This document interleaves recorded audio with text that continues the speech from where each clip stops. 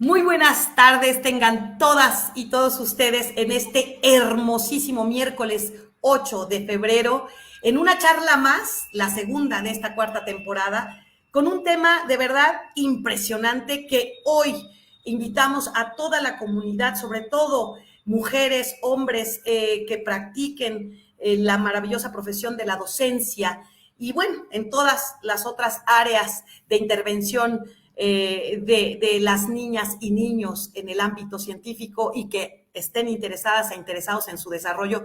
Hoy es el día para que vengan aquí a charlas de café. Gracias, agradezco como cada tarde, como cada miércoles a mi querido David Salazar de Comunicación Social y Relaciones Públicas, a Pao Miranda de la misma coordinación, quienes con sus habilidades maravillosas hacen posible esta transmisión desde los cables digitales cada miércoles. Muchísimas gracias, muchas gracias al maestro Orlando. Reciban todas y todos un saludo cariñoso y afectuoso del Tribunal Electoral de la Ciudad de México, específicamente la magistrada Marta Leticia Mercado Ramírez, que encabeza esta iniciativa. Gracias al DIF de la Ciudad de México, como siempre haciendo una labor maravillosa en charlas de café a través de la interpretación de lengua de señas mexicana con las maravillosas personas que hoy nos acompañan, Adaluz, la consentida, y nuestra querida Betsa, que estará haciendo espejo con Ana Patti. Sean muy bienvenidas, muchísimas gracias, licenciada Sandín, por esta oportunidad, titular del DIF de la Ciudad de México, y a quienes con mucho cariño siempre les damos la bienvenida, Anitas. Muchas gracias de la Academia de Lengua de Señas Mexicana de esa institución. Muchas, muchas gracias. Bueno, pues bajo a mi querido David y a mi querida Pau para continuar con nuestra programación. Muchísimas gracias. Y bueno, pues hoy de verdad de súper manteles largos nos acompaña nada más y nada menos, híjole, la doctora Sonia Hernández Cordero, que tengo mucha emoción porque es integrante, por supuesto, y pertenece al equipo de investigaciones para el desarrollo con equidad EQUIDE de la Universidad Iberoamericana. Me voy a permitir dar lectura a su semblanza curricular. Ella es doctora en nutrición internacional por la Universidad de Cornell, en Ithaca, Nueva York. Forma parte del Sistema Nacional de Investigadores Nivel 2, académica en la Universidad Iberoamericana, en el Instituto de Investigaciones para el Desarrollo con Equidad, EQUIDE. En el área de investigación, la doctora Hernández Cordero ha desarrollado proyectos de investigación que tienen como meta la generación de evidencia que se traduzca en políticas públicas de salud, de alimentación y nutrición. Su principal interés es la nutrición materno-infantil, con especial énfasis en lactancia materna en la población en general y en grupos vulnerables, como mujeres con sobrepeso y obesidad. Ha colaborado con equipos multidisciplinarios nacionales e internacionales, utilizando los mejores enfoques basados en la evidencia para desarrollar políticas nacionales para promover la lactancia materna en México, que son útiles para los tomadores de decisiones. Otra área de interés en nutrición de salud pública ha sido el diseño y evaluación de estrategias basadas en la evidencia para prevenir la obesidad, particularmente en mujeres y niños, con un enfoque de curso de vida. Tiene un papel activo en los programas de maestría y doctorado en nutrición en varias instituciones educativas. Sea usted muy bienvenida, doctora Sonia. Un placer y un honor tremendo tenerla con nosotras y con nosotros en esta tarde de charlas de café. Muchísimas gracias. Al contrario, maestra Norma, gracias por la invitación y por permitirnos estar en este espacio. Lo agradezco a ti y a toda la audiencia que nos está acompañando el día de hoy. Muchas gracias. Muchas gracias. Pues sin lugar a dudas, hoy será una audiencia de verdad interesada en estos temas que me gustaría, si usted me lo permite, abordar en un preámbulo de qué va este tema, qué es el pensamiento crítico, de qué estamos hablando cuando hablamos de pensamiento crítico y luego ya nos iremos encaminando hacia el género. Muchas gracias. Perfecto. Mira, te voy a hablar desde mi área de experiencia, de la experiencia que tengo con en el área de la investigación y este abordaje que se tiene con el pensamiento científico, que es una forma de abordar o de analizar alguna problemática, algún fenómeno que puede ser en cualquier área del conocimiento, puede ser en el área social, en el área de la salud o fenómenos naturales. Es esta forma de abordar estos fenómenos siguiendo un razonamiento o una forma de abordarlos a través del método científico, ¿no? Siguiendo ciertos pasos, haciendo observación, usando metodología científica que nos permita entender de cierta forma, porque es cierto que la gran mayoría de las veces alcanzamos a entender una pequeña parte de ese fenómeno que estamos observando, pero entenderlo de una manera lo más objetiva posible, ¿no? Y siguiendo esta metodología científica que te permite o permitirá a ti o a algunos otros investigadores o interesados en ese tema replicar esas mismas pues conclusiones o esa misma metodología que se ha seguido para poder llegar a una conclusión o a la explicación del fenómeno que se quiere estudiar. Muchísimas gracias. Entonces, en palabras lisas y llanas, hablamos de un tipo de pensamiento que interprete la realidad a partir de ciertas pautas, sobre todo metodológicas. ¿Por qué es tan complicado entonces, si nos vamos ya entrando en materia, que este pensamiento no se esté desarrollando? Tenemos ya un marco, ¿no?, del Día Internacional de la Mujer y la Niña en la Ciencia. En tal virtud, bueno, pues se entiende como que sería preponderante ya el desarrollo del pensamiento científico en otras áreas para las mujeres y las niñas en México. En este tenor, doctora, ¿existe alguna relación de este trato diferenciado en otros ámbitos y el ejercicio de las niñas y mujeres en la ciencia? Sí, mira, lamentablemente existe, y esto no solamente pasa en México, sino es a nivel global, esta enorme inequidad de género que existe, ¿no? Y existe esta inequidad en diferentes ámbitos, no solamente en la parte de educación o de formación de este interés por dedicarte o hacer investigación, sino existe también en áreas como la salud o en la educación en general o en otros ámbitos, seguridad, ¿no? Hay muchos factores que tienen que ver con estructuras, con normas sociales ya establecidas, que influyen o que explican o que determinan esta desigualdad de género que existe actualmente en muchos factores, ¿no? En muchos ámbitos.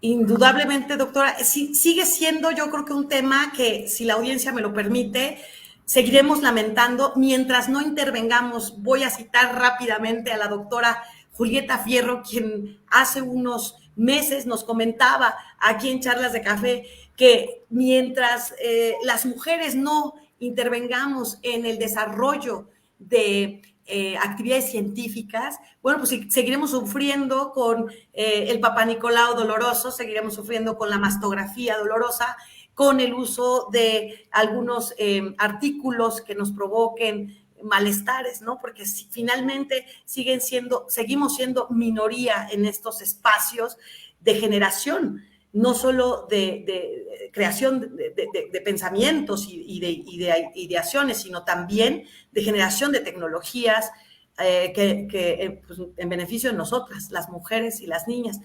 Sí. Le voy a leer unos datos, ¿no?, que me resultaron bastante interesantes. Según los datos del INEGI, durante el 2020, la población económicamente activa era de 57.625.000 personas, de las cuales únicamente 22 millones eran mujeres. Al mismo tiempo, esta población total, el 56.2%, estaba en condiciones de empleo informal y 57.6% eran mujeres. Todavía sigue siendo un tema aterrador que haya este tipo de cifras en México.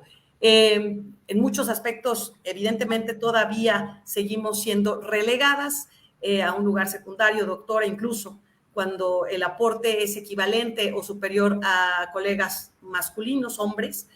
Entonces, la UNESCO refleja también que el 30% de las investigadoras a nivel mundial, solamente el 30% somos mujeres. Estos efectos pueden estar, doctora, estrechamente ligados a prejuicios, estereotipos o roles de género. Sí, por supuesto. Y mira, nada más me gustaría agregar algo antes de responderte esta pregunta y escuchándote. Es como estas inequidades, nuevamente en cualquier ámbito, y en particular en la ciencia, que es el tema que estamos abordando, inician desde etapas tempranas, ¿no? Desde la infancia, o en algunos casos o en algunas culturas, incluso desde antes de que nazcan las niñas, ¿no? Es algo que se trae desde que naces. Y bueno, creo que se oye un poco de eco, ¿verdad? Ya, Sí, ya. doctora, ya lo bajamos. Muchas Sí, gracias. gracias. Y bueno, respondiendo tu pregunta, definitivamente, esto lo que me comentabas de si está estrechamente relacionado o no con prejuicios o estereotipos, definitivamente sí. Esta parte de el papel que tenemos las mujeres en la ciencia, ¿no? Es algo muy lamentable. Históricamente, la ciencia ha sido dominada principalmente por los hombres, ¿no? Es algo que ha sido, estado en el campo de los hombres, y esto a lo largo del tiempo ha generado o ha permeado en la creencia que los hombres tienen una habilidad innata en la ciencia diferente a nosotros como mujeres, ¿no? Y entonces esto también, a su vez, ha llevado o lleva a que la calidad de la enseñanza no sea similar si se le está enseñando a una niña comparado a un niño, con este pensamiento que las niñas a lo mejor no son tan buenas para las ciencias, ¿no? Entonces, ese es un factor que, pues, como te comentaba antes, nos acompaña desde etapas muy tempranas de la vida, ¿no? Y adicionado a esto, se ha visto y existe documentación y estudios que se han hecho, es que es menos probable que las niñas terminen de estudiar. Y esto pasa desde etapas tempranas también, desde la etapa escolar, luego cuando pasan a la secundaria y conforme van subiendo. Y esta deserción escolar va siendo mayor conforme van aumentando los grados escolares.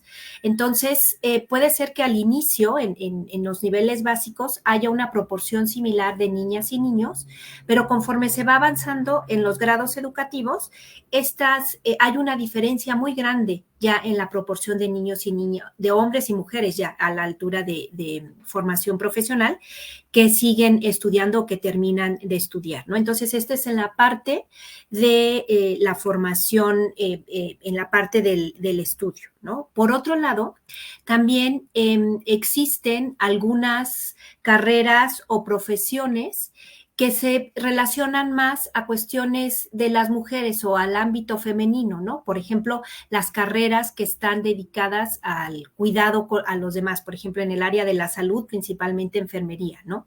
Y ves mucho que hay una gran población de mujeres en este tipo de carreras, con esta percepción de que están relacionadas con el cuidado, que es el rol que se nos da a nosotros por ser mujeres, ¿no? Y en cambio hay otras áreas como matemáticas o ingenierías que están, donde se encuentran más hombres, ¿no? Entonces aquí están estos roles, estos estereotipos que los cargamos aún que ya estemos en un área de la ciencia o de estudio, ¿no? Entonces, y también una vez que ya estamos como profesionales o, por ejemplo, en la carrera de investigación, es un poco más difícil para las mujeres conseguir financiamientos, o también si estás conforme vas avanzando en la carrera como investigadora, se ve que los puestos directivos o los espacios donde se toman decisiones son principalmente dominados por hombres, ¿no? Entonces, toda esta desigualdad o esta inequidad que acompaña o nos acompaña desde pequeñas, nos sigue a lo largo de nuestra carrera profesional, en cualquier área de la profesión, y en la ciencia no es la excepción, ¿no? Híjole, escucharle todavía me resulta increíble que estemos todavía abordando este mismo tema y estos mismos datos. Después de tanta intervención, evidentemente yo creo que esta cuestión de perspectiva de género es muy reciente digo, para la investigación, ¿no? Para la intervención y también para ver el resultado de esta línea, ¿no, doctora? Mire, me pregunta alguien de la audiencia, si me lo permite, le hago esta pregunta, que dice, ¿cuál es la diferencia entre rol, estereotipo y prejuicio, como lo mencionamos hace un momento? Creo que es una pregunta, híjole, bien importante, ¿no? Para nosotras y nosotros. Sí, bueno, yo sin ser experta en estas áreas eh, de estudio en particular de esto, pero el rol es este papel que se nos asigna simplemente por el hecho de ser mujeres, ¿no? Esta parte que comentaba de porque soy mujer me voy mis tareas van a ser estar pendiente de los demás, el cuidado de los demás es mi responsabilidad, ¿no? Por mi rol de género, ¿no? Estos prejuicios es lo que se va generando considerando estos roles o este papel que tenemos asignado. Y ahí el ejemplo lo volvería a tomar esta parte esta creencia que las mujeres no somos tan buenas como los hombres para la ciencia, ¿no? Entonces se va generando menos expectativas, se va estimulando menos a las niñas y a las adolescentes a que se dediquen a temas de ciencia, o se le pone menos atención cuando están interesadas en estos temas, ¿no? Estos prejuicios, esto que se nos crea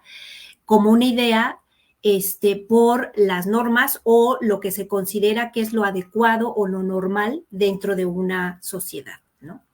Muchísimas gracias. Y si me permite abundar un poquito en esto, me lo explicaba una mujer maravillosa hace poco.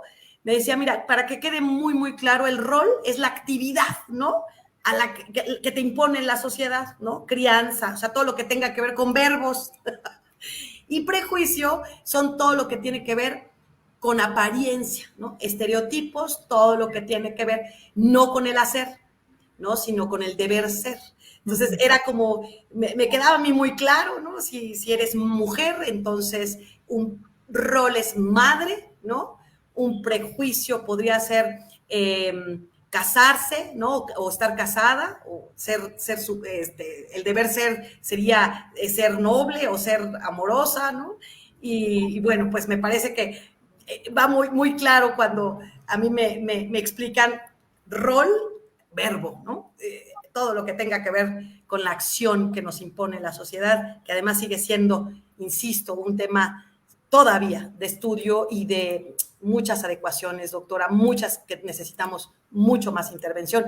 Y sobre todo, bueno, ustedes traerán datos maravillosos que trabajan con comunidades indígenas, ¿no? Pueblos y comunidades indígenas, y también trabajan con mujeres en situación de vulnerabilidad, que todavía, si hablamos de interseccionalidad, ustedes están atendiendo otras circunstancias todavía mucho más dolorosas, doctora.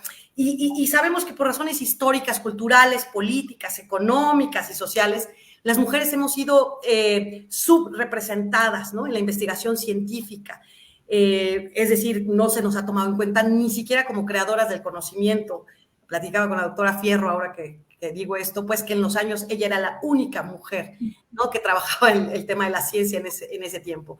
Tampoco, ¿no? Se nos ha intervenido como sujeto de análisis. Me parece que todavía falta mucho camino, hablando de interseccionalidad, ¿no? Entonces, la poca presencia, creo yo, en la investigación científica repercute en los resultados, por supuesto, que da esta, refiriéndome a lo que decía con antelación respecto del comentario de la doctora Fierro, ¿no? Mientras no intervengamos, entonces, evidentemente, los resultados de la ciencia tendrán el 50% nada más de resultados, ¿no? El otro 50% es de mujeres. En este tenor o en esta dirección, doctora Sonia, ¿cuál sería la razón, desde su punto de vista, de la deserción de las mujeres a nivel, fíjese qué interesante, ¿no? A nivel de formación e investigación doctoral, que es finalmente la que empuja los límites del conocimiento científico en estos terrenos ya superiores, ¿no? Aún no explorados. Sí, sí, este punto es muy importante porque como, como comentaba hace un momento, esta diferencia o este aislamiento o impedimento para que las mujeres puedan continuar con una formación más científica o hacer posgrados, tiene que ver mucho con estos roles que ya habíamos hablado, ¿no? Esta idea que las mujeres deben de dedicarse a la crianza, ¿no? Principalmente, que es como responsabilidad de las mujeres dedicarse a eso, ¿no? Esa sería como una parte, esta parte de los roles asignados que tenemos por ser mujeres. La otra es esta poco interés o poco estímulo desde etapas tempranas a niñas y adolescentes para dedicarse a estas áreas de ciencia, tecnología e innovación. Yo agregaría esa parte, ¿no? Por todos estos prejuicios o estas creencias que se tienen. Y aunado a eso, la falta de oportunidades para, bueno, en general, en México para hacer ciencia, que cuando se es mujer, pues estas oportunidades y estas posibilidades, como había comentado, de becas, de espacios en posgrados, o, por ejemplo, ya que estás en la carrera de investigación, ¿no? Hay estudios que documentan, por ejemplo, que en conferencias, en congresos, que es donde uno va y muestra los trabajos o las investigaciones que ha realizado, se ha visto que se le da más tiempo a los hombres o hay más hombres participando en las conferencias y también más tiempo para hablar y presentar sus resultados, ¿no? Entonces, ahí se puede ver como esta parte, este poco incentivo y esta pues competencia desleal, ¿no? Cuando estás compitiendo o cuando estás dedicada al área de investigación. Qué fuerte, qué impresionante, porque justo me deja en shock el tiempo, ¿no? Efectivamente, el proceso de competitividad, pues, para acercarse, ¿no?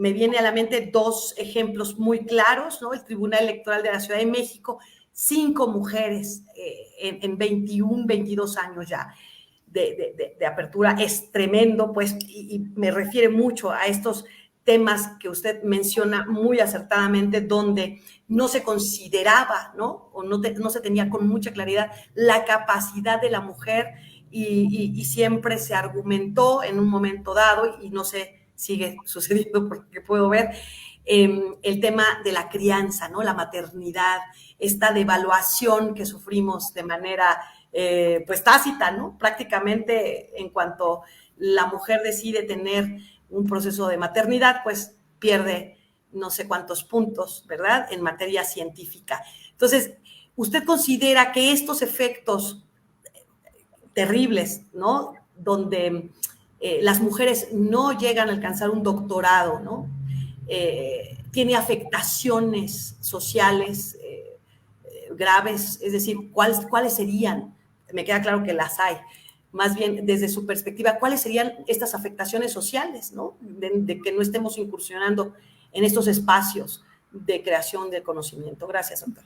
Claro, no, esa es muy buena pregunta y si me permites, me gustaría responderla desde otra perspectiva.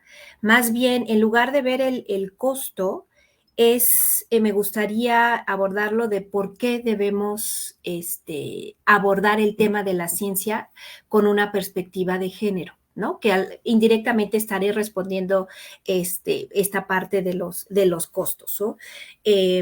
Yo podría identificar tres diferentes razones por la que es fundamental ver la ciencia con esta perspectiva de género que cada vez se está buscando más que se aborde en cualquier ámbito. Una de ellas es porque es un asunto de derechos y de justicia social, ¿no? La equidad de género y el acceso a la ciencia es considerado un derecho. Al impedir que las mujeres tengan acceso a esto, estamos vulnerando o afectando sus derechos, ¿no? Esa es una. Sabemos que los países tienen compromisos, esto es a nivel global, ¿no? Compromisos de cumplir con ciertos objetivos de desarrollo sostenible, ¿no?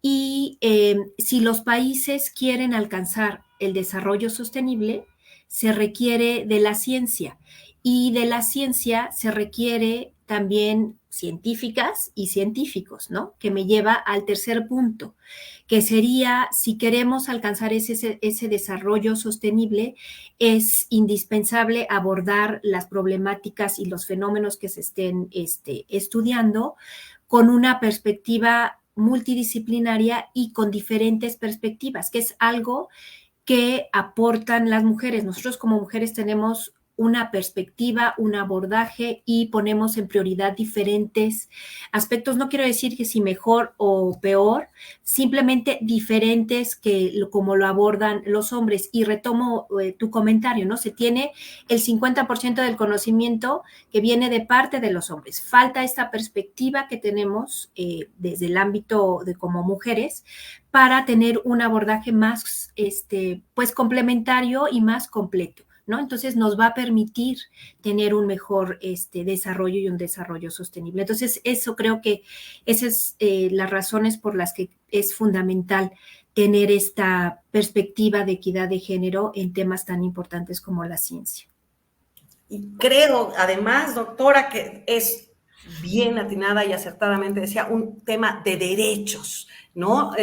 Subrayo esto y diría mi amigo Medardo, lo pongo a pie de página, estas micro desigualdades que, si bien es cierto, podrían parecer o pasar desapercibidas en el ámbito académico, lo cierto es que siguen sucediendo justo en el CIMBESTAF y en algunas otras instituciones donde las becas y algunas otras prestaciones o facilidades, pues suelen ser todavía, insisto, micro desigualdades, y digo micro no porque no sean importantes, ¿no? Sino porque no se miran todavía desde un enfoque de perspectiva de género, como si ya se está interviniendo en el área de derechos político-electorales, donde ya existe esta mirada con perspectiva de género para ser si bien no digo igualitario, sino digo principio de equidad, tal y como lo mandata nuestra Carta Magna, doctora. Tremendo, tremendo estos temas. Y fíjese que nos hace una pregunta muy interesante. ¿Qué opina usted? Y esta es su área de expertise. ¿Qué opina usted de la violencia obstétrica? Uh-huh. Sí, bueno, ese es un área de estudio que requiere, afortunadamente, en algunos grupos de investigación se les está dando mucha importancia. Es nuevamente el abordaje de la atención obstétrica desde una perspectiva más masculina, ¿no? Incluso esta parte de cuál debe de ser el proceso del parto, cuál debe de ser el proceso de la atención prenatal, ¿no? Tiene esta perspectiva más desde el punto de vista masculina, uno, y esta medicalización de estos procesos de atención prenatal y atención del parto, ¿no? Que es fundamental que se reciba una atención adecuada a tiempo, un seguimiento constante, que haya una atención durante el parto, pero respetar un poco más pues proceso natural del parto, ¿no? Y esta falta de respeto a los derechos de las mujeres en los procesos o en el momento del nacimiento, ¿no? En el momento de parto, que es fundamental atender. Nuevamente regresando desde la perspectiva de los derechos, ¿no? De las mujeres y de los niños ya una vez que nazcan los bebés, ¿no? Fíjese, qué interesante, porque ciertamente este tema todavía está, insisto, híjole, creo que sí hay una deconstrucción ya en el sistema de salud, es decir, una coeducación, está viniendo un proceso diverso al que se tenía hace muchísimos años. Sin embargo, creo que caemos en la misma cancha, doctora. Mientras no haya más intervención de mujeres científicas, estaremos todavía teniendo un sesgo tremendo hasta en la intervención obstétrica. Es decir, no, no hay mujeres al tanto de mujeres y eso siempre va a provocar un sesgo, no solo, insisto, en la atención y tratamiento, sino también en la creación del conocimiento. No sé si este es su tema, doctora, yo creo que sí, pero me preguntan lo siguiente, ¿usted sabe o conoce algo sobre lo que se ha dicho de las disparidades en el cerebrales, diferencias cerebrales entre hombres y mujeres? ¿Qué opina de ello? Me parece que sí es un tema de investigación, pero... Sí, no estoy, no es mi área de expertise. Sé que hay diferencias y que son, que no, que y si hay, está bien. El asunto es no considerar por estas disparidades o estas diferencias que puedan haber que uno es mejor que otro, ¿no? Simplemente es otro abordaje, somos diferentes, ¿no? Nada más, nada más. Totalmente de acuerdo, doctora, y sí hay algunas investigaciones que lo refieren, ¿verdad? Pero efectivamente, lo que usted dice, yo hablaría de un cerebro continuo, no es decir, no existe un cerebro de persona, ¿no? Es decir, es lo que puedo entender en un momento dado, y bueno, pues que la biología siempre ha sido un motivo de estar secuestrada, ¿no? Por ciertos conceptos de género desde que nacemos. Y justo la siguiente pregunta, doctora, que me permitiré hacerle va en este tenor, ¿no? El género y sexo. Cómo aún influyen en la investigación científica, ¿no? Por ahí voy a citar a Simone de Beauvoir, donde decía, no se nace mujer, se llega a hacerlo. Es una observación bastante clarificadora de Simone, donde representa la diferencia en la naturaleza de los conceptos de género y sexo, que también me gustaría, si me lo permite, colarme de una vez, pues para que la audiencia pudiera entender. Someramente me queda claro la diferencia entre género y sexo y a partir de allí preguntarle, doctora, ¿cuáles considera usted que serían los retos que tenemos en nuestros sistemas educativos para fortalecer, imagínese usted, la cultura científica en las niñas y cuestionar los ya comentados estereotipos de género? Muchas gracias, doctora. Sí, pues uno de los retos es justo trabajar con esos estereotipos y esos roles, ¿no? De género y las normas que actualmente existen. Y bueno, también me gustaría resaltar que aparte de esta barrera de género o estos retos que se tienen simplemente con por el sexo, ¿no? Existen también otras barreras estructurales, que es un poco relacionado a los temas que nosotros trabajamos en el EQUIDE, ¿no? Estas inequidades por nivel socioeconómico, por lugar de residencia, o sea, hay grupos aún que son todavía más vulnerables, ¿no? Y las mujeres se le adiciona esta capa como de inequidad o de barrera, ¿no? Entonces, aquellas mujeres que logran tener o librar estas diferentes barreras y que consiguen, por ejemplo, estudiar una carrera o están en el área de la ciencia, puede ser o es más probable que sea porque son de familias un poco más progresistas, tuvieron la fortuna de tener más oportunidades de poder estar en un lugar donde sí se les estimulara para que se dediquen a la ciencia, ¿no? Esto sería como una primera parte, un primer filtro, librar toda esta parte de estas barreras o estos retos estructurales que existen, la parte de género. Luego, una vez que ya se llega a una etapa profesional de las mujeres, se enfrentarán a otros retos todavía mucho más complicados ya en el ámbito laboral, ¿no? Y uno de ellos se deben de desarrollar en un ambiente que es hostil, que es principalmente dominado por hombres, donde a lo mejor les va a costar más trabajo ir subiendo de puesto hasta llegar a puestos directivos, como comenté al inicio. También a lo mejor se van a enfrentar a retos en los que por la misma situación o por la misma carga de trabajo van a recibir un menor ingreso, ¿no? Que eso también está documentado. A pesar que están formadas, ya tienen una buena formación académica, tienen un buen desempeño en el laboral, de todas maneras el salario no es igual a la de un colega con la misma formación y con la misma experiencia, ¿no? Entonces ese es otro reto adicional para las mujeres que estén en la ciencia o en cualquier ámbito profesional, ¿no?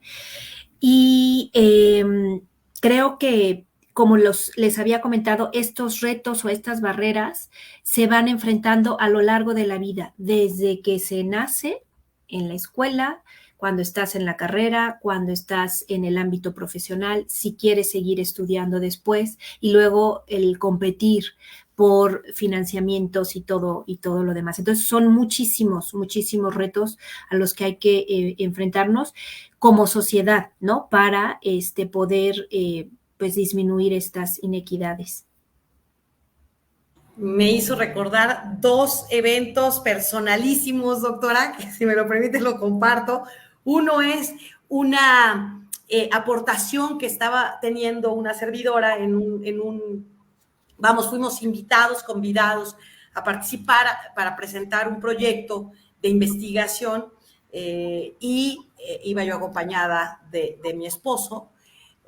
Cuando nos da turno, ¿no? El presentador, doctora, pues me levanto yo, finalmente el tema de científico, pues en educación lo traigo yo y mi esposo pues nada más es el coach y acompañamiento. Y en esta sesión, doctora, audiencia hermosa, pues que el orador le da la palabra a mi esposo, ¿no? Y el esposo mío pues hace, ¿no? Ella es la que da, no, lo queremos escuchar a usted. Fue algo que me levantó las cejas. ¿No? Fue impresionante, pues, porque sí era una mesa compuesta en su mayoría de hombres.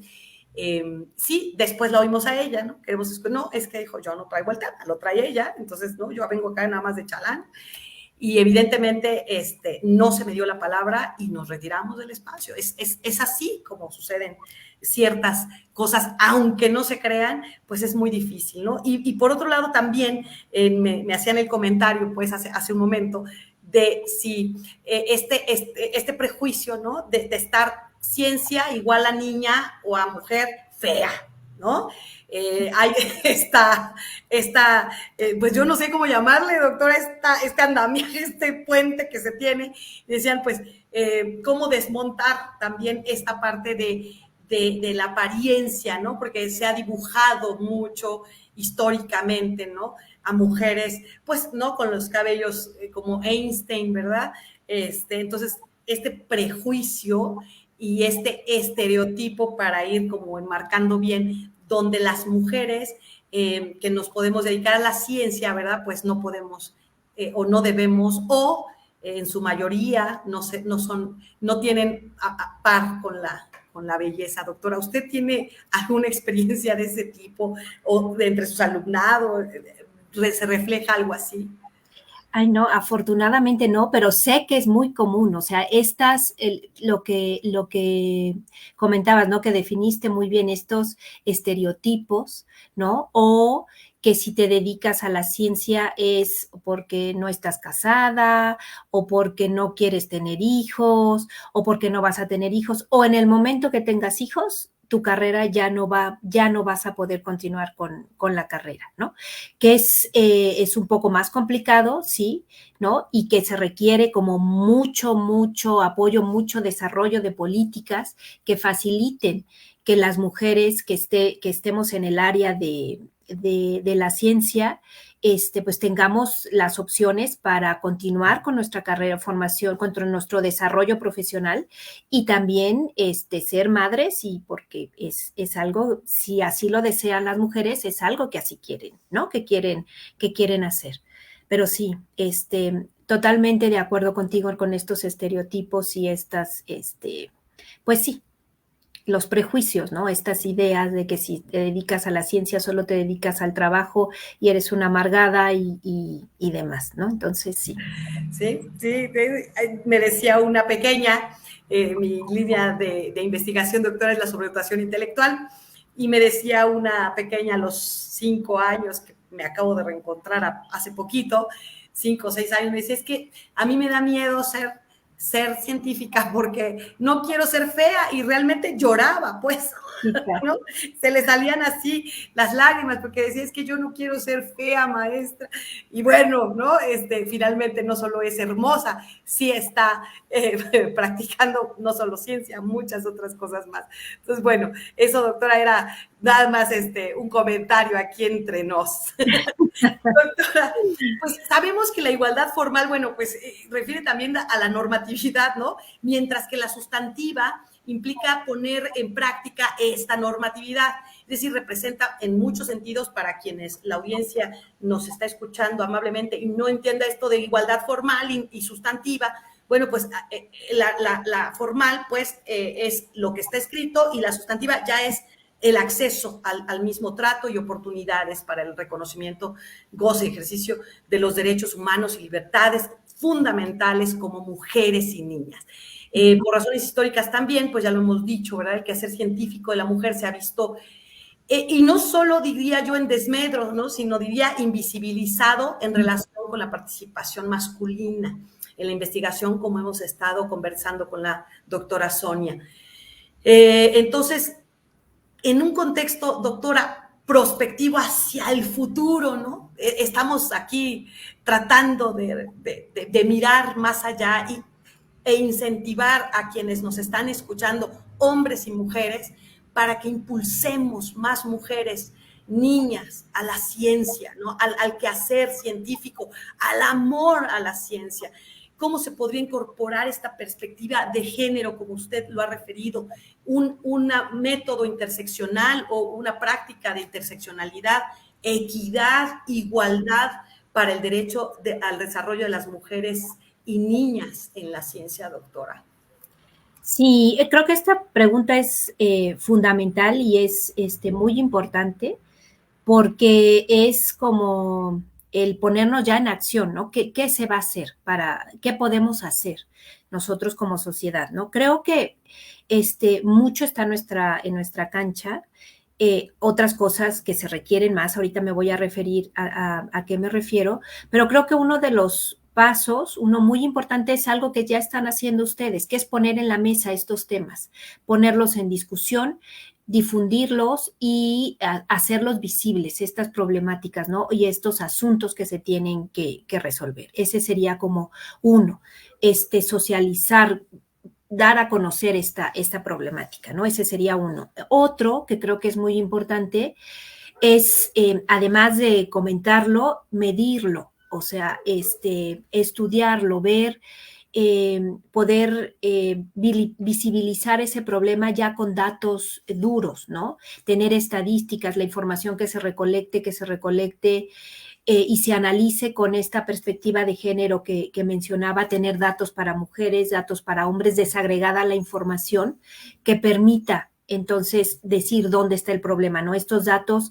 de qué bajo es el porcentaje de mujeres, que de los científicos que hay, 30% son mujeres. Bueno, para eso se requiere la información para poner este punto en la agenda de interés para quienes están tomando decisiones, ¿no? Entonces, tener esta capacidad de estar recolectando información, analizarla y darla a conocer, ¿no? Ese sería el otro paso, visibilizar ese problema para llamar la atención de los tomadores de decisión y que se puedan generar, diseñar e implementar políticas que permitan, que faciliten, en este caso particular, el acceso a las niñas, a las adolescentes, a estudiar, el despertar el interés por la ciencia desde etapas tempranas, y una vez que esté ese interés, que tengan la oportunidad de poder estudiar ya a nivel de licenciatura y luego posgrados con igualdad de oportunidades para hombres y mujeres, ¿no? Esas políticas es lo que va a permitir que eso empiece a suceder, ¿no? Entonces, no solamente es impulsar a las niñas y adolescentes a estudiar, sino también una vez que están ya incentivadas y emocionadas y con todas las ganas de estudiar, que tengan los espacios y las oportunidades durante el estudio, en licenciatura, en posgrado, y ya que son profesionales, que tengan también una igualdad o que haya una equidad o un piso parejo para hombres y mujeres en su desarrollo profesional, ¿no? Y otro punto que yo pondría también es la importancia de los modelos a seguir, ¿no? Si ya hay mujeres que están en el área de la ciencia, que están haciendo ya algo, visibilizarlo para un poco ir quitando estos prejuicios, estos estereotipos,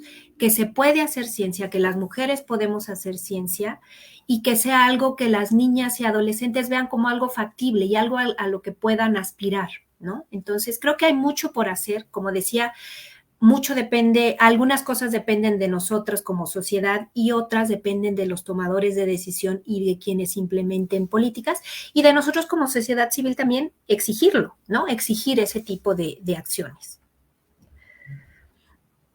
Menciona varios hitos importantes, doctora. De principio, la intervención, me parece, de quienes son tomadoras y tomadores de decisiones es fundamental, la voluntad. Creo que partimos siempre de esta voluntad y no solamente porque sea políticamente correcto, sino porque se tiene la convicción de que es acceso a derechos. Y mire, aquí aprovechando, voy a leer un comentario que nos hace el profesor Carlos Villalobos, que además es siempre muy activo y lo saludamos con muchísimo cariño aquí en Charlas de Café, y aprovecho el espacio también para mandar un saludo caluroso y con mucho cariño a nuestro compañero Gonzalo y a su mami, que en este momento está pasando ya un proceso también de intervención. Te saludamos, te queremos, querido compañero. Dice el profesor Carlos Villalobos, ¿qué pasa con la deconstrucción y con desaprender? Yo creo que como sociedades, ¿no? Me parece un tema interesante de comentar la deconstrucción y el desaprender. Estamos muy hechas y derechas a dejar o a ceder el espacio a los hombres en esta área científica, ¿no, doctora? Hay un tema ahí. Sí, yo creo que sí, ese es, volvemos a esta parte de las normas, ¿no? Y de todo, nosotros como sociedad, cómo estamos, cómo vemos o cómo adquirimos esos roles y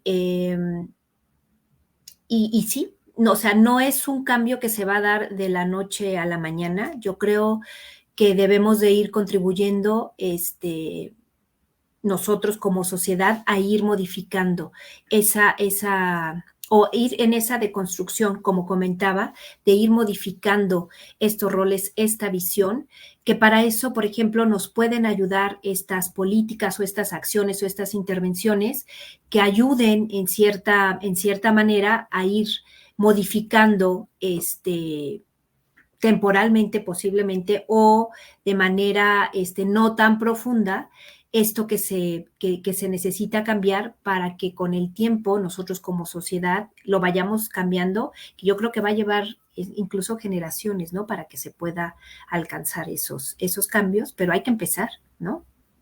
Hay que empezar y desde casa, ¿no? Si quieres ser matemática, si quieres ser física, hay que impulsarles, ¿no? Ingeniera, ¿no? Híjole, tantas profesiones que todavía viven un sesgo, o sea, se tienen sesgos. Imagínense, bueno, a mí hasta me da emoción, pues, cuando veo arquitectas, ¿no? Cuando veo ingenieras civiles, ingenieras de telecomunicaciones, bueno, me da muchísima emoción todavía a estas alturas de mi vida.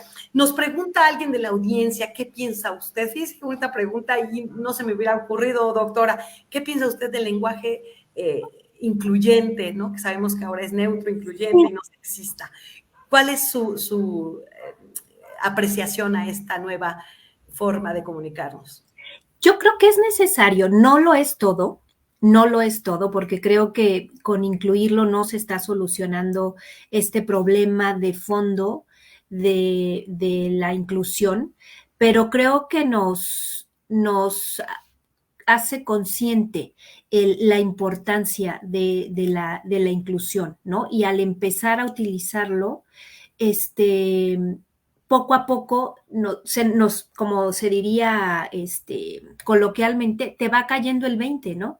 Y yo confieso que a mí me costaba y todavía me cuesta algunas veces utilizarlo, pero conforme lo voy utilizando ya me siento incómoda al no decirlo. Por ejemplo, yo que trabajo en el área de salud y de nutrición, siempre se hablaba del estado de nutrición de los niños, ¿no?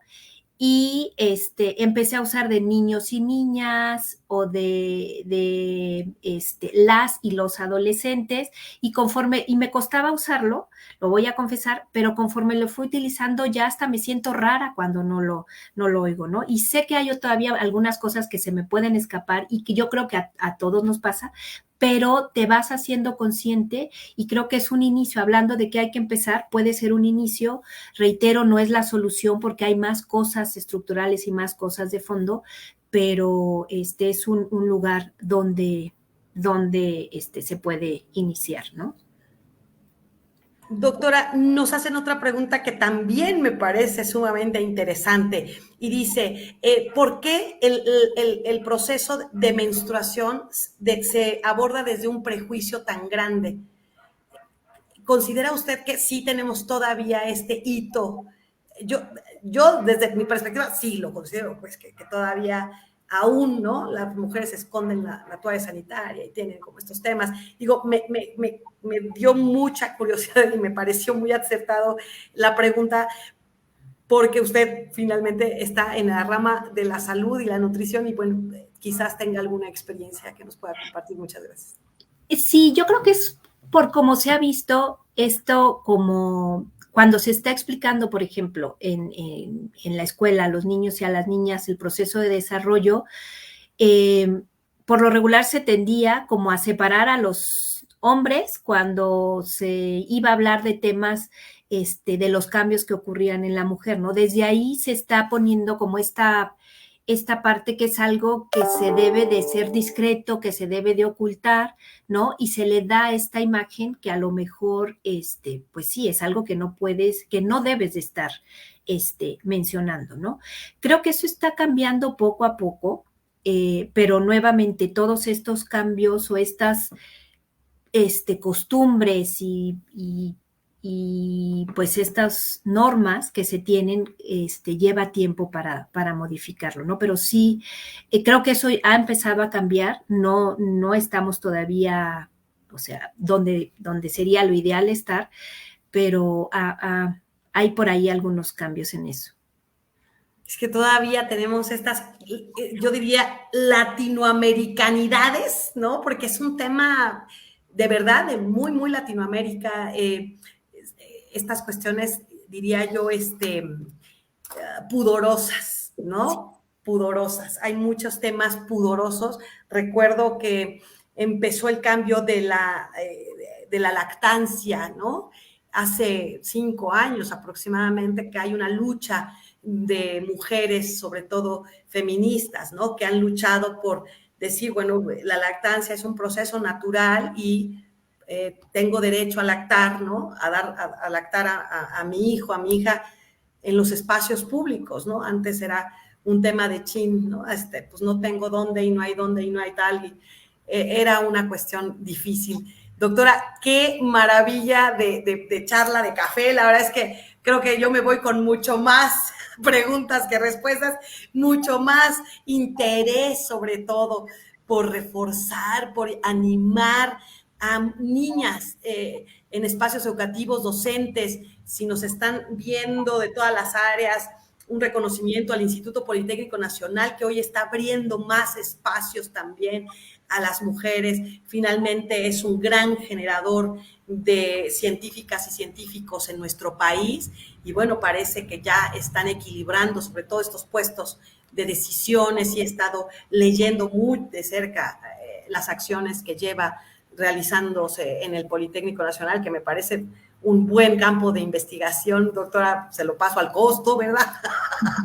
Para temas de todo tipo, pero hay población muy interesante que gesta acciones que creo que podrían contribuir, ¿no? A quienes nos dedicamos también a procesos de observación. Doctora, muchísimas gracias. Reciba usted un cariñosísimo abrazo de la magistrada Marta Leticia Mercado Ramírez.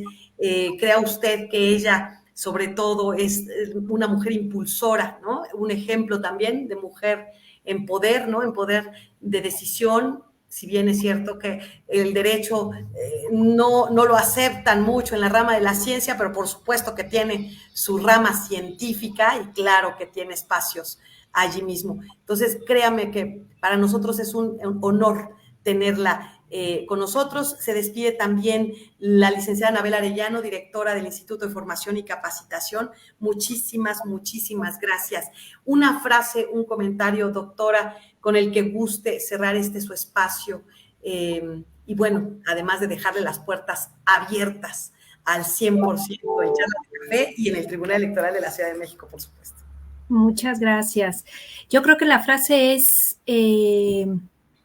pues es urgente esta perspectiva de género en la ciencia e invitar a las niñas, adolescentes y mujeres, pues a que, sobre todo a las niñas y adolescentes, que si les interesa la ciencia, adelante.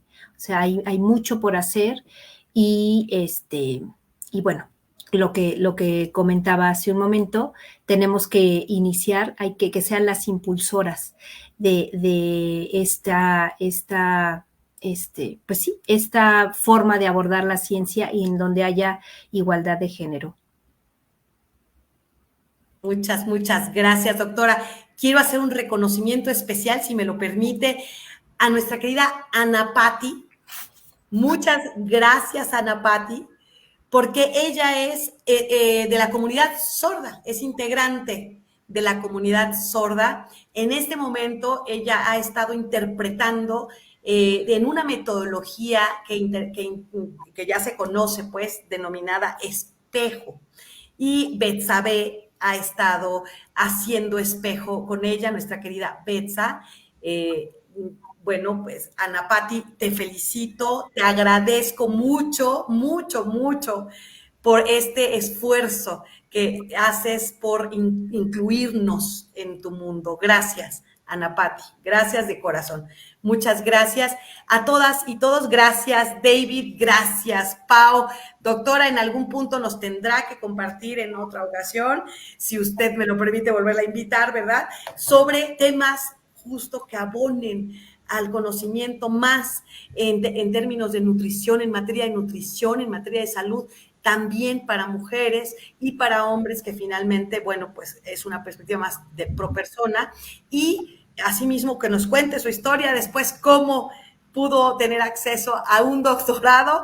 Parece mentira, ¿no? Pero hoy sabemos que no es fácil que las mujeres accedamos a ese nivel de académico en su mayoría. Vamos, que hablamos de una población muy, muy grande de mujeres que aún no llegan, ¿no? Muchas se quedan en el camino de la licenciatura, entonces hay que impulsar, hay que esforzarnos, insisto, quienes nos dediquemos a la docencia, vamos a darle con todo ahí, hagamos el esfuerzo, ¿no? de contribuir para que haya más mujeres en la ciencia y más niñas amantes de la ciencia. Doctora, mi querido David, gracias. Pau, muchísimas gracias. Betsa, que estás tras bambalinas, muchísimas gracias. Adaluz, gracias por esta interpretación el día de hoy. Y me despido diciéndoles que el próximo miércoles 15 de febrero, no se pierdan, por favor, charlas de café, miércoles 15 de febrero, cómo evitar al depredador digital. Esto es interesantísimo con la licenciada Saidet Guadalupe Flores Martínez. Ella pertenece al Servicio de Acompañamiento a Víctimas del Delito en el Consejo Ciudadano para la Seguridad y Justicia de la Ciudad de México. Por favor, vendrá con tips interesantísimos, importantes, cómo evitar estas acciones de depredación digital. Importante, madres, padres, docentes, vengan próximo miércoles a Charlas de Café. Muchísimas gracias, doctora, gracias de verdad a la audiencia que nos acompañó el día de hoy. Se quedan los datos de la doctora por si alguien gusta contactarle vía correo electrónico. Están los datos ya en esta plataforma de Facebook. Muchísimas gracias y que pasen todas y todos una excelente noche. Muchas, muchas gracias. Listo, fuera del aire creo ya. No, todavía no. ¿Ya estamos fuera del aire, David?